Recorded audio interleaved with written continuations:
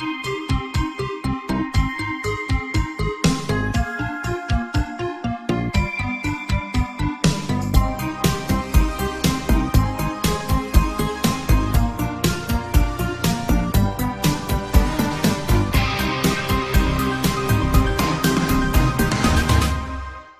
Alice Paradox. A few nights ago, Edward stopped by to tell me about another event. We decided to share it with you. I have to stop this chaos. I don't want to, but I have to. The mayhem and ruin thrust upon this world, my home, is all my fault. You understand, dear listener, that to save your home, our world, and our timeline you would do anything, yes? Even end your life if it meant your loved ones could live? So everyone could go on as they have for so long. This catastrophe started with a single question. What if? What if, leads to the search for an answer, and the answer we was looking for was best left alone. Time was best left untouched. Everyone, the news, even people that had no clue about CERN or what they really were working on. They warned us not to mess with the order in the universe. Only bad can come of it, they said. But I wanted to see Mother again. Just to see his smile, hear his laugh one more time. Before she vanished. It was supposed to be simple. Go back to the day he died. All I wanted was 5 minutes in the hours before his death, to feel closure, but in those 5 minutes there was a tear. A small rip in the woven threads of existence. My interference only unraveled the delicate strands even more, making a hole. A hole leads somewhere. Often it will end in a dirt-filled bottom, but a hole in time is not like one you would dig in a garden. A hole in time is a gateway to another world, the one next door. What found that doorway, and encroached upon our world, dear listener, we couldn't possibly begin to describe even though we have tried. We were ants compared to them, they're coming and soon. We are but insignificant life forms that were easily disposed of. They were hungry, and in their bloodthirstiness, carnage rained down on mankind. There is no way to fight them, no way to stop the beasts in their tracks. The only way humanity could possibly survive is if this apocalyptic horror had never happened. Many of us were turned into human batteries to power their war machines. I need to go back again.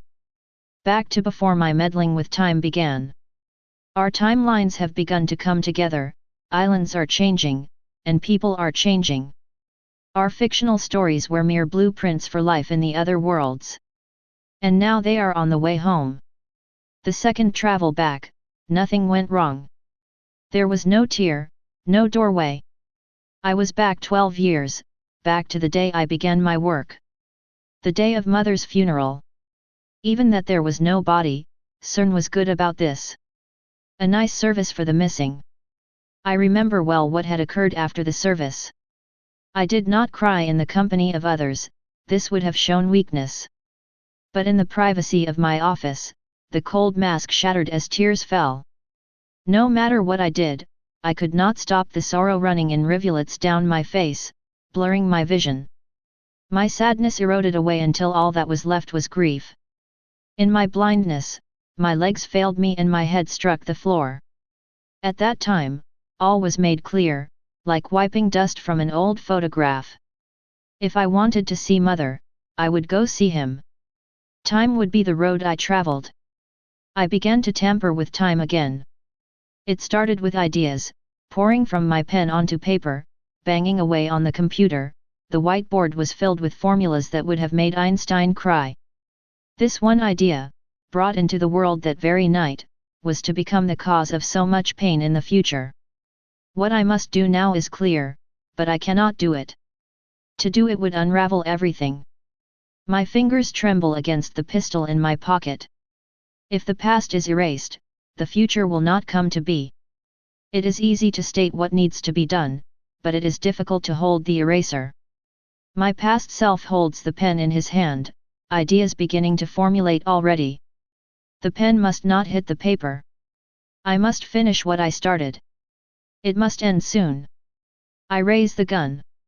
Once the past is gone, it is gone forever. No one can read the notes about to be written. My resolve is shaking. I cannot do this. I thought, that is me in that chair. Then came a voice. It was more of a whisper, really, a wallflower among words. Do it for mother, it told me. So that his legacy would not have condemned the world. I must go back and stop grandfather from building this nightmare device. Was this Alice's voice or the one in my head? Still worried and wondering how erasing over 50 years of history would affect us all. Another thought past jumped into focus. Why would Alice want me to do such a thing? I reached down to feel the cold gun in my pocket, and it was gone. Alice echoed in the back of my head, someone is ahead of you, they are changing things as you decide what to do. All information points to John Titor. How, why, I wondered. The only way for John to go home, is to make his timeline ours. Stay paranoid, my friends.